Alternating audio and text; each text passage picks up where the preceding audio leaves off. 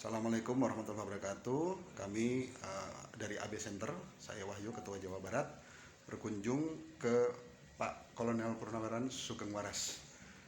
Hari ini tanggal 3 Januari 2023. Dan boleh jadi ada pesan-pesan dari beliau untuk kita semua agar kita tetap bersemangat dalam menjalani perjuangan. Maka silakan Pak Sugeng. Terima kasih sahabat-sahabatku yang dari ABC Center. Yang perlu kita pedomani bahwa bagaimanapun kita harus berupaya Indonesia tetap kondusif. Dan kita tahu bahwa tahun-tahun seperti sekarang memang tahun-tahun peralihan, banyak yang mengatakan tahun politik, katakan. Nah, kita tahu politik memang orang yang nggak ngerti disangka politik itu jahat. Benarnya tidak. Tanpa politik kita tidak bisa merdeka. Dengan kata lain, kita merdeka itu karena ada perjuangan politik. Kita ingat ada perjuangan fisik, perjuangan politik. Sehebat-hebatnya kita bisa mengusir penjajah, tapi kalau tidak ada pengakuan dari negara lain, ya nggak diakui merdeka. Makanya pengakuan negara lain itu merupakan menjadi salah satu bagian dari negara. Ya. Kalau kita bicara politik, maka politik yang paling lengkap adalah politik negara. Artinya bisa dilihat dari segi aspek dan unsur. Negara itu kan unsurnya hanya ada 4 saja kan. Pemerintah, rakyat, wilayah, dan pengakuan negara lain. Kalau aspeknya jelas ada 8. Ipolek, Sosbud, Dak, Huk, Hak, Hankam. Jadi dari situ setiap bicara politik negara jelas kita. Arahnya adalah unsur dengan aspek. Nah, kalau itu sudah kita kemas dalam bingkai ruang dan waktu, ada tahapan pemilu, ada langkah-langkah pemilu, ada sistem pemilu, ada perangkat pemilu, sudah aman. Dan itu harus kita sepakati bersama. Bukan main gontok-gontokan, bukan main menang-menangan, bukan main kekuasaan. Enggak. Sistem itu perlu. Nah, sekarang saya langsung menuju pada sistem. Intinya sistem pemilu itu kan yang jujur, benar, adil, terbuka, transparan, tanggung jawab, ya kan? Sedangkan pemilu kita itu belum menunjukkan itu. Masih banyak kelemahan-kelemahan. Sambil contoh ya. Kalau kita dengar dari pengamat-pengamat para politik yang negara maju, bayangan seperti tahun 1920 itu misalnya. Amerika mengadakan pemilihan itu calon presidennya berapa? Kalau kita kan 2 ya, 2 pasang lah.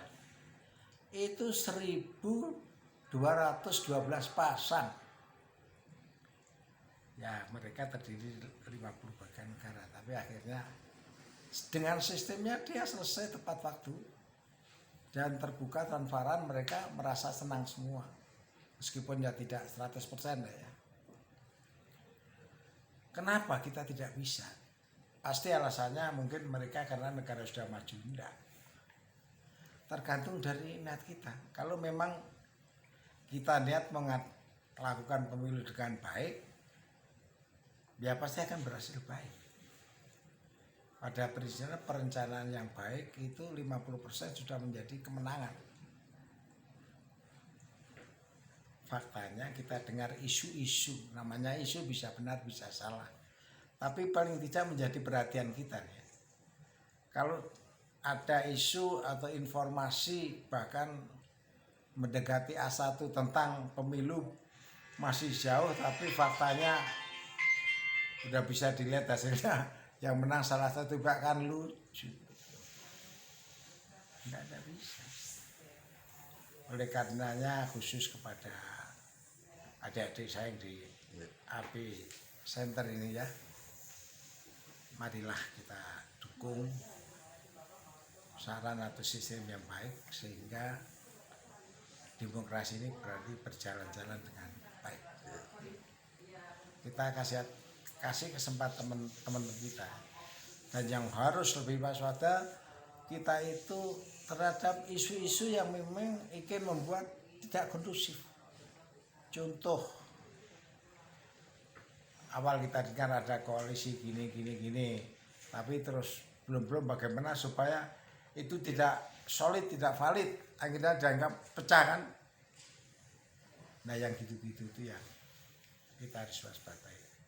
Prinsip adalah satu niat. Kita tidak keluar dari Pancasila dan Undang-Undang Dasar 1945 yang menjiwai, yang memotori sebagai produk apa saja untuk negaranya, termasuk hukumnya. Kalau hukum sudah keluar dari Pancasila, ya kita tidak mustahil juga. Pastilah susah untuk bilang murni ya, tapi faktanya bahwa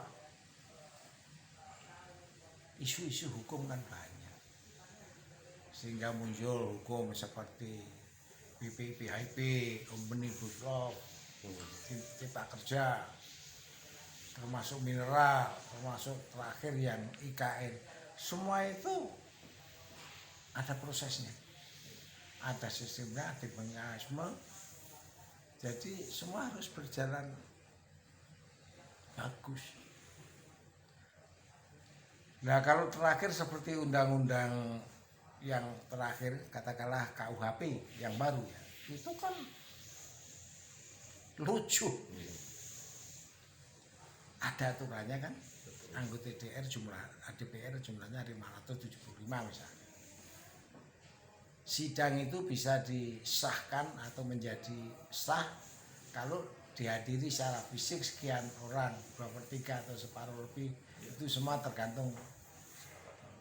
Nah sekarang kalau pada pengesahan undang-undang KUHP yang hadir secara fisik hanya 18 orang, virtual 275 orang atau berapa, lainnya tidak hadir. Tapi terus undang-undang itu dianggap sah, kan lucu, kita nggak benar. Dari mana? Itu baru prosesnya ya, kita belum tahu isinya. Ya kalau memang isi undang-undang sebenarnya menyangkut pada yang tadi saya sebut. Bagaimana kaitannya dengan negara, bagaimana kaitannya dengan rakyat, bagaimana kaitannya dengan wilayah, dan bagaimana kaitannya dengan pengakuan negara lain. Pengakuan itu sebenarnya harmonisasi komunikasi hubungan kita dengan negara lain. Kita menganut politik bebas aktif, berarti bukan kita ya seperti itu. Jangan sampai cenderung pada blok tertentu misalnya. Itu juga tidak murni. Jadi kesimpulannya kepada adik-adikku, sahabat-sahabatku yang ada di Epicenter, marilah kita tetap berpikir positif, berpikir kondusif, dan yakin bahwa masih banyak manusia baik di negeri ini. Jadi kesimpulannya, siapapun yang mencalonkan selama dia diakui dan berlandaskan Pancasila dan Undang-Undang Dasar 45, kita kawal.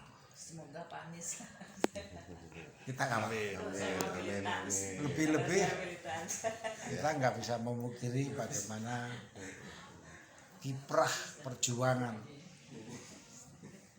Pak Anies baik secara vertikal, horizontal. Kita harus jaga. Ciri-ciri kepemimpinan di Indonesia, asal dia bisa membawa kedamaian, tidak dendam, profil kondusif, udahlah yakin bisa membawa. Tetapi kalau misalnya pemikiran-pemikiran lain seperti memaksakan kehendak, memaksakan kekuasaan atau kesemena-menaan, ya itu yang harus kita ini kan ya. Jadi sekali lagi kita dukung sama-sama sistem politik yang bagus. Nah, mari. Terima kasih. Assalamualaikum warahmatullahi wabarakatuh. Waalaikumsalam. Terima kasih pesan dari Pak Sugeng Waras, positif, kondusif, dan biarlah negara ini dipimpin oleh orang baik. Terima kasih dari AB Center. Assalamualaikum warahmatullahi wabarakatuh.